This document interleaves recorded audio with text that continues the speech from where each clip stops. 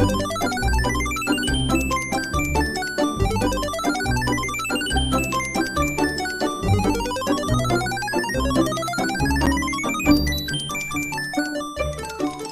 back to Radio Taiwan International. You're listening to Geek Out. What's your cup of tea, tickles your fancy, or floats your boat? Join us as we share passions from people in Taiwan and around the world. I'm your host, Michelle Chang, and today in the studio we have Tim. Shall we call you the Optimist? Sure. So what are we geeking out about today? Art.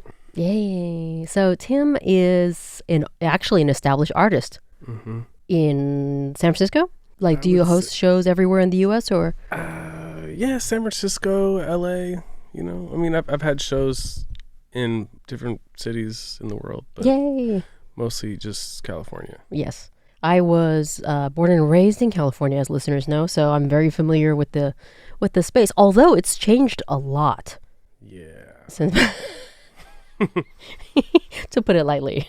It's definitely changed a lot. It's lost some of its charm. Yeah, I guess that's the nicest way to put it. I'm not trying to talk shit. Oh, of course not.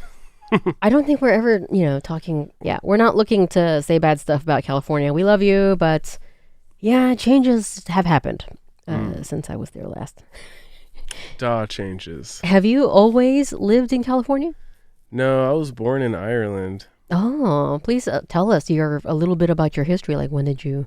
I moved to San Francisco when I was 8. That's actually really formative. Yeah. 8 plus, like 8 in the years after. Yeah, I remember looking in the mirror and trying to get rid of my accent because, people just made fun of me for having the little Irish accent. I love the Irish accent. It's actually very... I mean, I regret it now. Can you do it, though? I can do it for sure. Even though I lived in Boston for like 10 years, I still can't do the Boston accent properly. But yeah, I'm bad at accents. But the Irish accent is nice. Mm-hmm. I really wish I still had it. I'd probably get laid more. That's true. Ladies really, really like accents. They like that. Yeah. But 8 is also an age where you still have memories of Ireland. Yeah. Yes. Any particular notable formative events that have happened? Maybe why did you become an artist? My dad was a photographer. Oh, cool. And he was also just naturally good at drawing, I think. And I would always watch him draw. He would do it to impress me, I think, I thought it was the coolest thing ever, so. I mean, anyone who could just create images that are really neat looking with a pencil and a piece of paper is amazing. Yeah, I was impressed and I wanted to be like him. So I think that's why I became an artist. Nice. I do think that some amount of skill is inheritable or passed downable. Is that the word? Mm-hmm. I think there's a better word for it. Yeah. Yeah. I think it can run in families. You can inherit. Yeah, you can inherit artistic ability from one of your parents if somebody was particularly skilled. Yeah. So. I definitely think art is one of those things where it's you either have it or you don't. Thank you. There's so many things that in life that you could learn. The whole 10,000 hour thing, if you practiced it enough, you could probably learn many things, but I agree.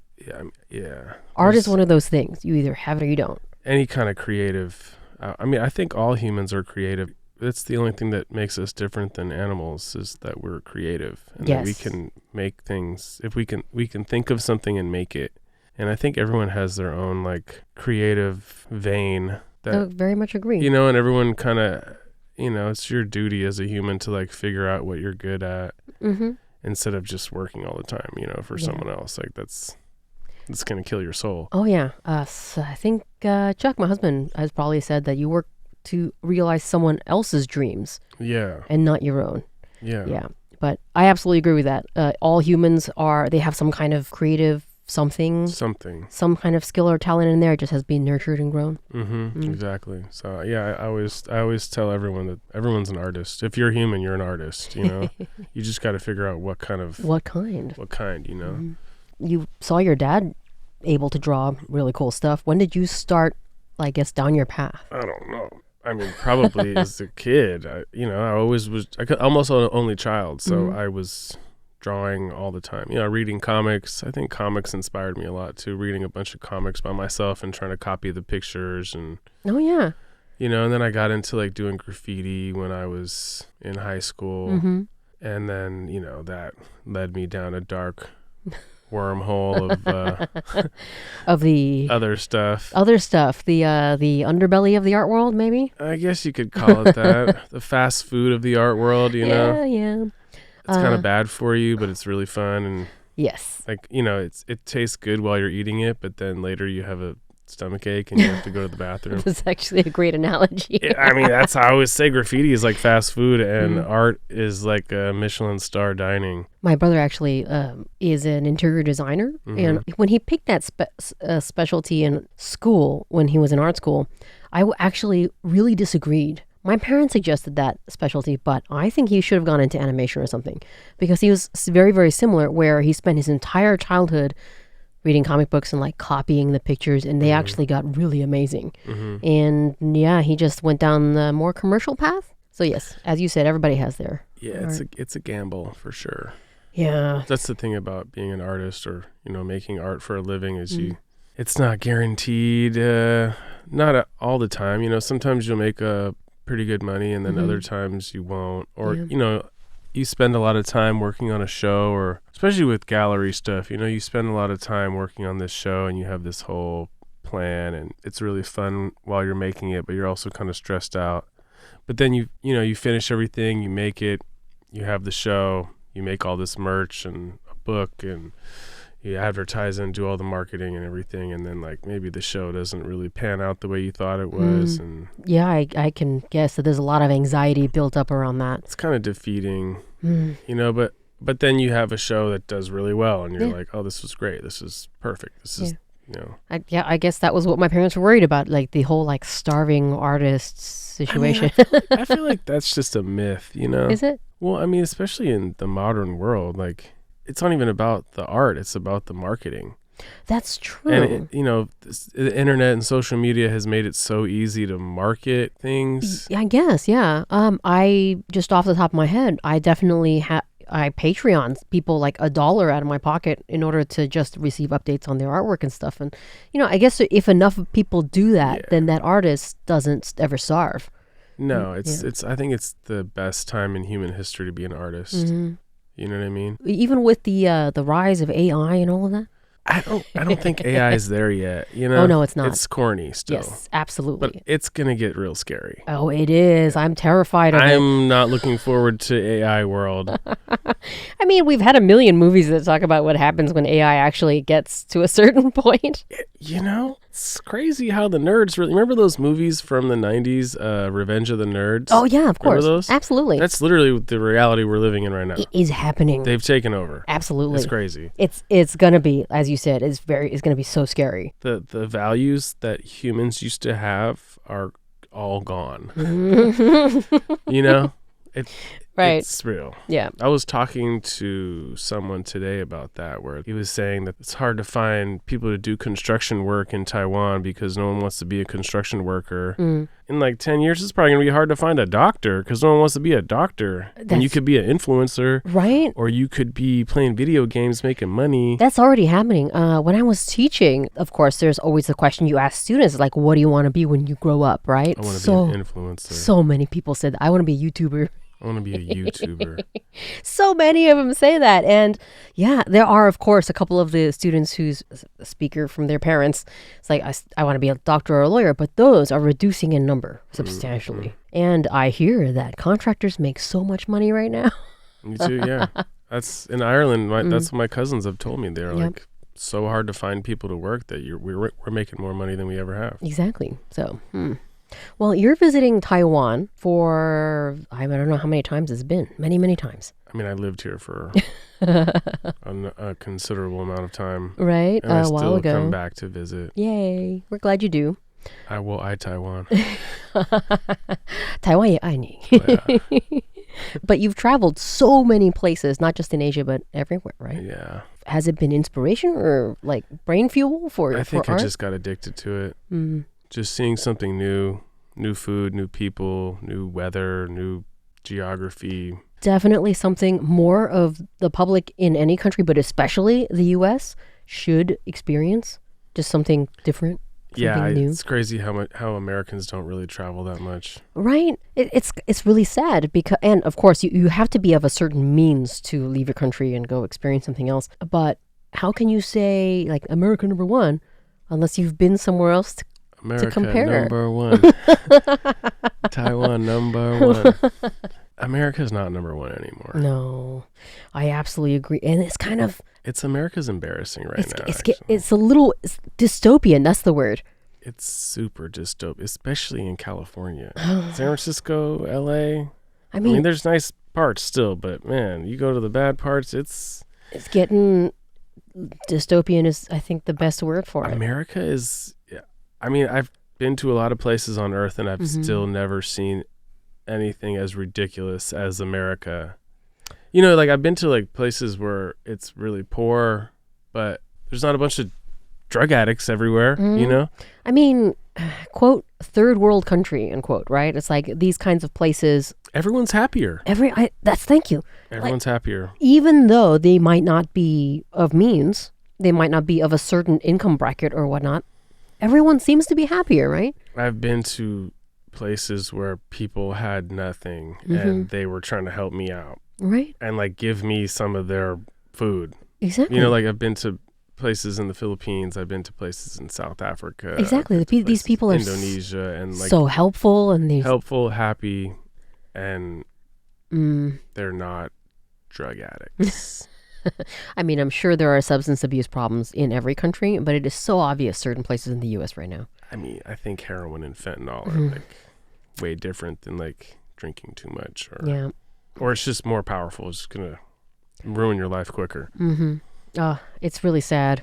I'm very sad what's happening because, like I said, I was born and raised in the Bay Area, so watching it, especially from afar, fall into this dystopianness, it's just so surreal. It is. And I guess what bums me out the most is the fact that it's like that dystopian vibe of the city is not factored into the price of things. You know, like you could be going to some really nice restaurant and paying way too much money, not to mention a 20% tip, but I'm just not down with the tips. Okay, tipping culture is a whole episode in itself, I think. Yeah, I could talk about that forever. Yeah. But I'm also not trying to complain. No. You know, trying to keep it positive, but when you go to the restaurant, you come out and your car is broken into, and there's a bunch of dope fiends like passed out on the ground, and there's like human feces, and you're just like, what? How is this expensive again? Yeah. Can someone remind me like why I'm paying so much money for this? Yeah, real estate pricing is just insane. Quality of life in America has definitely dropped, but I mean that's why Taiwan's my favorite country. Yeah, we love Taiwan. Taiwan's so cool. I've been trying to convince so many people in the States to like move over here. Oh, I've been trying to do that forever. I've actually got quite a few on the line after the recent. You've actually got people to move here? Yeah, they're like actually making the steps. But did they speak Chinese? No, none of them speak Chinese. Really? Just American, various ethnic backgrounds, but they have nothing to do with Taiwan or the ethnicity of people who might be from here. And you got them to visit once, and then you hooked them, or no, they just never came here. They've never come here. Really? But especially with the recently elected administration, they're like, maybe it's time to get out. Yeah. Yes, that's where we are right now. But yeah, speaking of not being in the U.S., I very much like your traveling man. It's kind of like a comic book where you talk about. Yeah, it was from a show I did where I did these paintings that were kind of like homages to baggage claim tickets, but I redesigned them so all the information in the painting was kind of like a inside joke about the city, or like an icon from the city that you could look at the painting and if you were from that city you could be like, oh, that's that city. You can identify with it. You can identify with it, exactly. Yeah. And then I painted a portrait of some person that I met in each city in the background. That's really cool. And then I made that books and I wrote a story about each city, which usually had to do with the person, how I met them, first time I met them, or like a story from one of the times that we hung out or something. I like to call them vignettes. Perfect. Yeah. Like a shorter than a short story. Like, do you have any particularly influential cities that you've been to? Besides Taiwan? Well, we can talk about Taiwan. We can talk about Taipei. No. We could talk about Taipei all day. I like the Osaka. I mean, Japan's cool, but yes. the time, that story about Osaka was hella funny because when I was there, I had an art show at this gallery there, and I was staying at the gallery. They had like an apartment above the gallery, and I was staying there, and then my friends in Osaka were like, what do you want to do when you're here, you know, besides the show? Mm-hmm. You know, I this brought is a bunch about of work. The sword. Yeah, and, yes. and then I was like, I want a samurai sword, and Absolutely. they were like, dude, we don't do that anymore. And I was like, I know you guys got swords, you know. Of course, you don't do that anymore. I know you don't do that anymore, but I know there's somewhere that sells real swords. Like I want, because remember that movie Kill Bill 2? Mm-hmm. When she goes to his trailer right? and he has the Hattori Hanzo sword like leaning up against the wall in the trailer, and she's like, you have one of these priceless swords just leaning up against the wall, and he's like, yeah, I don't really care about the sword, you know. And I was like, that is so gangster. Yep. I was like, I want a sword. I'm sure there are still swordsmiths around, and you know, I'm sure there's stores. No, they still got. And then I met someone who was actually a sword master. Exactly. Where he was, you know, he taught sword fighting, and he had his own wow. school, and he was like a professional, but he was also like an artist, kind of, you know. Okay. And so he brought me to this sword auction house, and I got to go there and meet the owner. It wasn't like an auction day. I just got to go there privately. Mm-hmm. And I'd look at all these swords, and some of them were like 10,000 years old, or you know, maybe not 5,000 years really old, really old swords, and some of them, and they all had like a story to them, you know, for the auction. Like, this sword was made by so and so. It killed this many people. You know, like some of them had extensive story. I mean, I couldn't read any of it. It's all in Japanese. It was like a murder list. Yeah, kind of. Wow, you know, and then who made it, and who owned it over the years. You know. I couldn't afford those. But of course, those I ended I'm up buying some sword. I think it was like $6,000. I paid like $6,000 for it. Oh, I can't afford that, or rather, I can. But it's like, and that was like the cheapest one I could get, I think. You know, and they mailed it to my house, and then I played Fruit Ninja with it. No, really? Yeah, seriously. Just real life Fruit Ninja. Someone lobs a mango at you or something. It was during COVID. I we get started it. Because we were just bored at the house, and we went out and bought a bunch of, like, you know, grapefruits, apples, oranges, and we played Fruit Ninja in the kitchen. That's amazing. We got all drunk and played Fruit Ninja. It was great. I'm sure the cleanup was just amazing. Just like the person who made that sword was like rolling in their grave. I mean, COVID can be blamed for a lot of weird stuff. True. Just saying. True. So much weird stuff. Okay.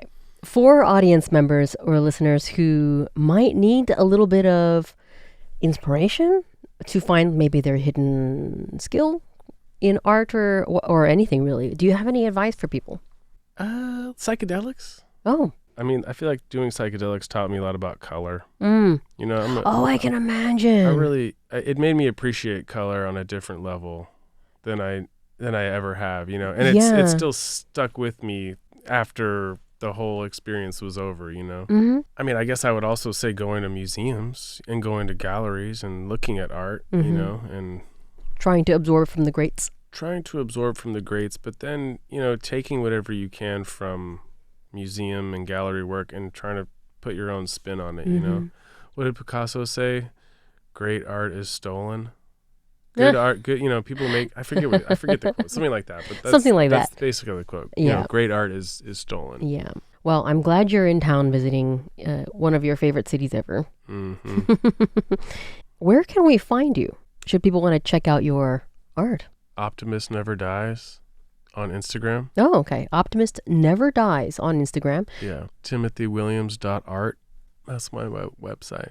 Go to my Big Cartel and buy the book. Big Cartel? Big Cartel is a website. Okay.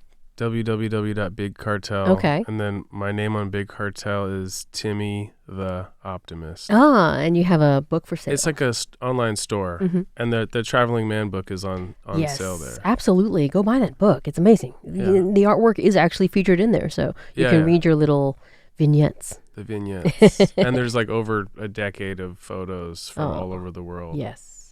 Thank you so much for geeking out with me, Tim. You're welcome.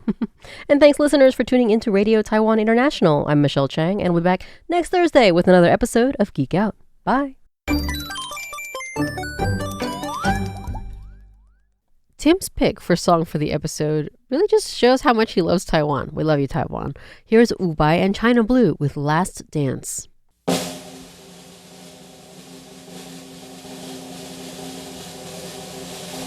所以暂时将你眼睛闭了起来，黑暗之中漂浮我的期待，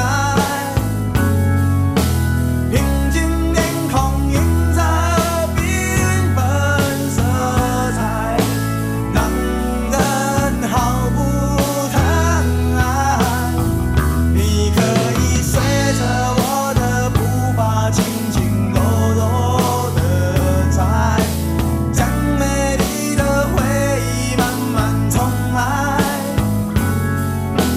突然之间浪漫无法释怀，明天我要离开。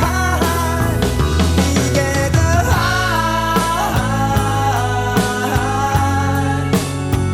无助的等待，是否我一个人走，想听见你的挽留？春风秋雨飘飘落落，只为寂寞。你给的爱，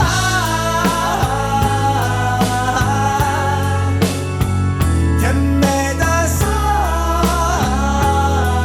害，深深地锁住了我隐藏不住的脆弱。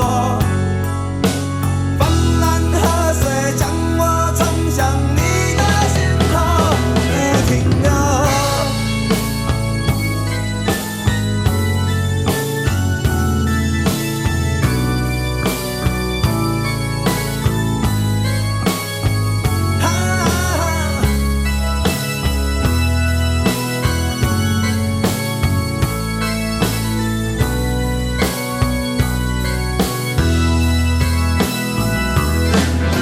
所以暂时将你眼睛闭了起来，可以慢慢滑进我的心怀。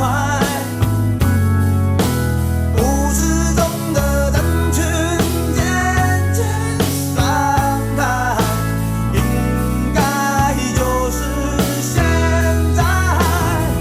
你给的爱，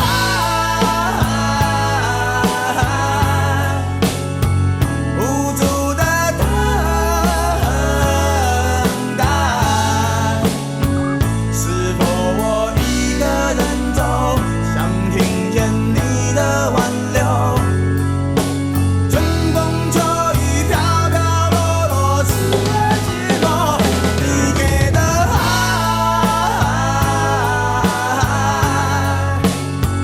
甜美的伤害，想问问你的心中，不愿面对的不懂。明天之后，不知道面前的你是否依然爱我。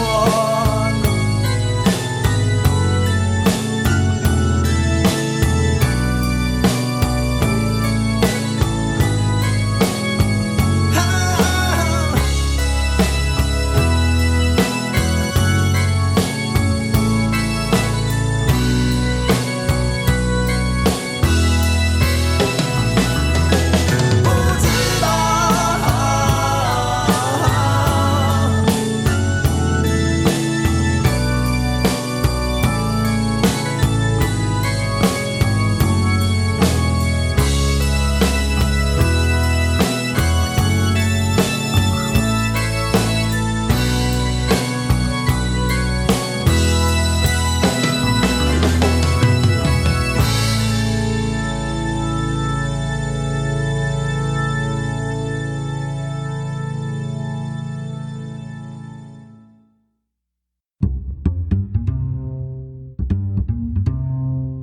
，Catch the latest RTI news, programs, previews, and more on our website en.rti.org.tw.